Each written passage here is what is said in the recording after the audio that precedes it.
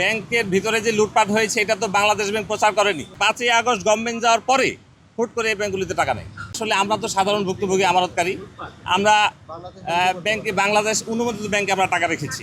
তো ব্যাংকের ভিতরে যে লুটপাট হয়েছে এটা তো বাংলাদেশ ব্যাংক প্রচার করেনি এবং আমরা জানতাম না যে এরকম লুটপাট হয়েছে, এগুলো খবরও প্রচার হয়নি। তাহলে এর দায় কে নেবে? এর দায় সম্পূর্ণ বাংলাদেশ ব্যাংকের।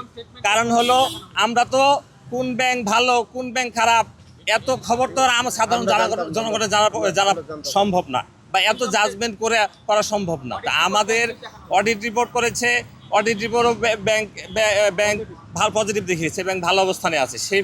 সেই ক্ষেত্রে আমরা আমানত রেখেছি। এখন 5ই আগস্ট গভর্নমেন্ট যাওয়ার পরে হুট করে এই ব্যাংকগুলিতে টাকা নেই। পরে কী হয়েছে যে আমরা শুনছি যে এসালাম সব টাকা নিয়ে গেছে, কি হয়েছে না হয়েছে। যাই হোক, আমাদের পূর্বের যে গভর্নর মহোদয় ছিল উনি একটা ভালো উদ্যোগ নিয়েছে, ভালো উদ্যোগ নিয়ে ব্যাংকটাকে মার্চ করার ব্যবস্থা করেছে।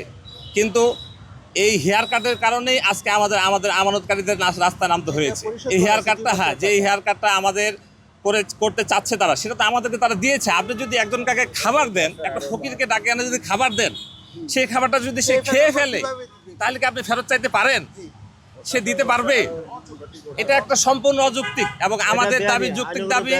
আমি আজকে আপনাদের মাধ্যমে জানান দিতে চাই যে আপনারা এটুকু বলে আমাদের বাংলাদেশ ব্যাংক কর্তৃক যদি হেয়ার কাটটা অন্তত বাতিল করে আর লেনদেনটা স্বাভাবিক করে দেয়, ইনশাল্লাহ সারা বাংলাদেশ থেকে কোনো ভুক্তভোগী আমানতকারী এই ব্যাংকের বিপক্ষে যাবে না, রাস্তায় নামবে না, এবং পুনরায় এই ব্যাংকে তারা আমানত রাখবে এবং এই ব্যাংকটা ঘুরে দাঁড়াতে সাহায্য করবে।